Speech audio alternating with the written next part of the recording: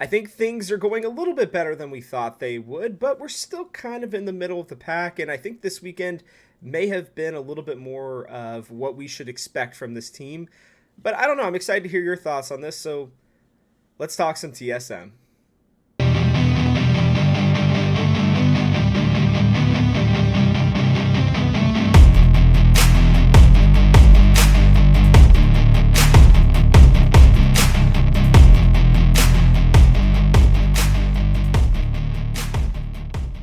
Hello, everybody. Welcome back to Talking TSM. I'm Robert, and I'm just very excited to be talking about TSM with you. I'm also wearing my bomber jacket that I got. I kind of had forgotten about it.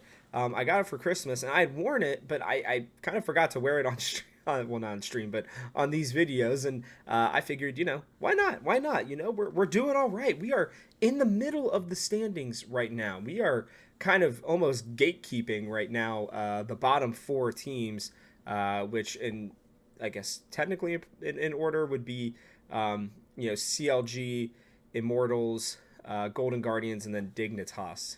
Dignitas being 0-6. Ugh, yikes.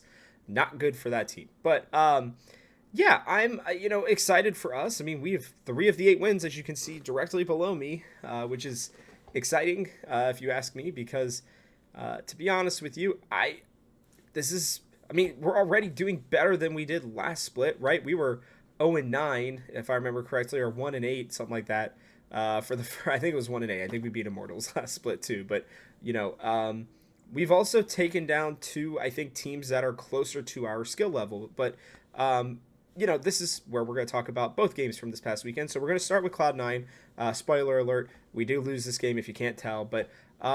I think that our early game and our drafts were a little bit better in this game, but I still don't understand why we're banning things like the Caitlyn over the Zeri. Okay, the reason being that yes, I think Caitlyn is very strong, and I think in certain situations Caitlyn can be overpowering, can be oppressive. She's got good zone control with her W, with her traps and everything like that, right? Her escapability is not that great, which I think is what makes her a little bit more vulnerable, but a lot of people I know have been banning her. I think Zeri is more bannable right now. We are seeing it time and time and time again. When you give these people, specifically Berserkers and the double lifts, the opportunity to carry, and you're not taking Zeri, like you feel that much more comfortable on Lucian Nami, then like you're putting yourself in a hole. Because the thing is I thought Lucian Nami was supposed to do really well in lane. I thought that was the whole goal. But it feels like, at least with Neo and Chime, they are not getting pushed. They are getting pushed instead.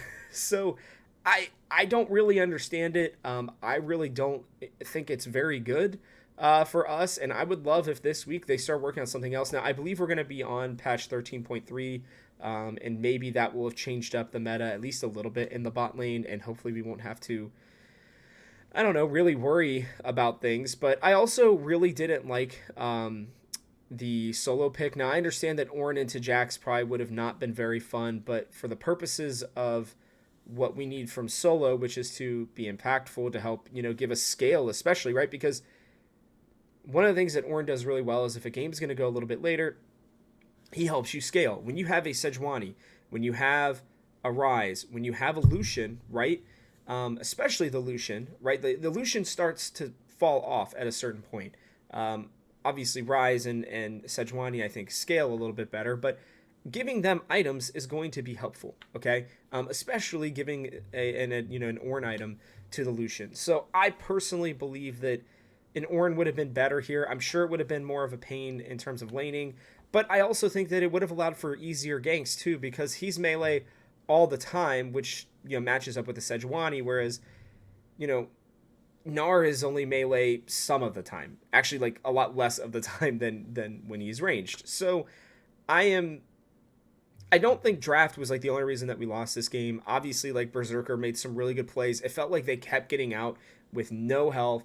I don't even really like the Nocturne from Blabber. I actually don't think it was all that impactful, and I really don't even think that the Galio was either, as much as I like that. I just think that we didn't get the push in the bot lane.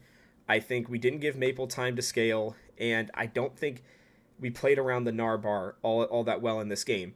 That being said, we still got first blood. We were very proactive in the early game, and we even got our first tower, both firsts for our season so far. And not just that, but we also got the first two drakes. So we had an opportunity to win this game. Cloud9 were making mistakes. I think we just got beat because Zeri's really strong, and it was protect the Zeri comp, and Berserker can play that as well as anybody. So I think we could have won this game with, it was a lot of small things instead of one major thing. But yeah, I really genuinely think we could have won this game, and you can even see it here. I mean, we were generally winning up through 21 minutes, and then we lost a fight at that Drake. That's where I think Berserker got the quadra or the penta. Might have even just been a triple. I can't remember. I know it was a multi-kill of some type, and game was over at that point. So not great there, and it seems like we didn't really learn much from that. Even in this CLG game that we still won, we still gave over the Zeri to Luger, which I think Luger, maybe I overrated him a little bit this year. He's just not looking all that confident. I don't know if it's because laning partner or just the way that they're playing the game right now, but it's not working for them. The Maokai didn't look good. I really don't like Phase Rush Maokai. I don't think that's very good, personally, because I think it's really hard to get 3 spells off in a row unless if you're already on somebody. So it's good to stick with them, but you're having to ult essentially to get that third proc. So I can't say that I personally thought that was very good, but I liked our draft. I think solo on a tank is what we need. I don't even hate the Gnar, but I want to see him on things like the Renekton. I want to see him on things like the Ornn. What we just saw here with the Scion, I think Gragas is available. Gnar's fine, and even a Jace here and there, but I don't want to see him on things like Gangplank. I don't want to see him on Fioras or any of that stuff. Your job is to absorb pressure. That is what he does. That's what he does extremely well. And I'm sure that can get boring at times, but I don't really care. That's what you got to do, right? And I think this game was perfect from him, or really close to it, because that Scion was nearly unkillable. He was frontlining exactly like we needed him to. Sorry about the items thing, by the way. I don't know why, but they have clearly some image problems with the items right now. I tried refreshing it a bunch of times, seeing if it was my internet or anything. It's not, so we're good there. But the items, don't really matter. You could just tell he's super tanky. Boogie looked better. He still missed a lot of cocoons, and I think Boogie is bottom 5 junglers right now. I think his ability to at least be stable is what we needed, and that's been good enough. Maple looked great. Neo looked very comfortable on the Sivir. I was really glad. One of the changes that CLG made us take was not taking the Lucian. I actually think Neo looked better on the Sivir.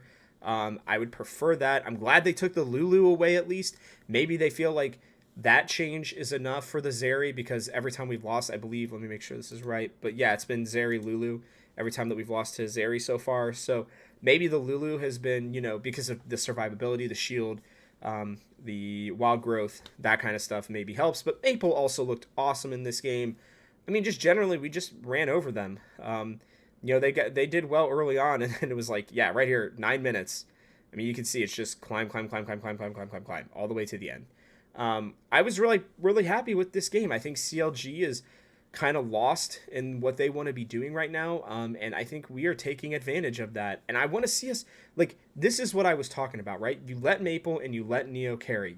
Then the rest of them, it's there for support. Now, sure, Elise can carry. She can be very active. Yes, we are 2-0, I believe, on the Elise right now.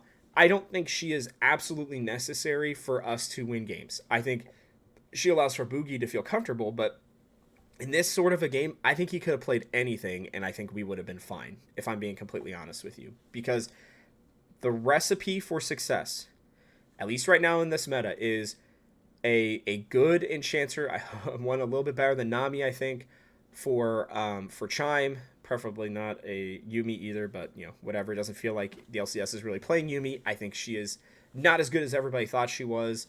The LEC has been, I think, seeing that a lot more recently.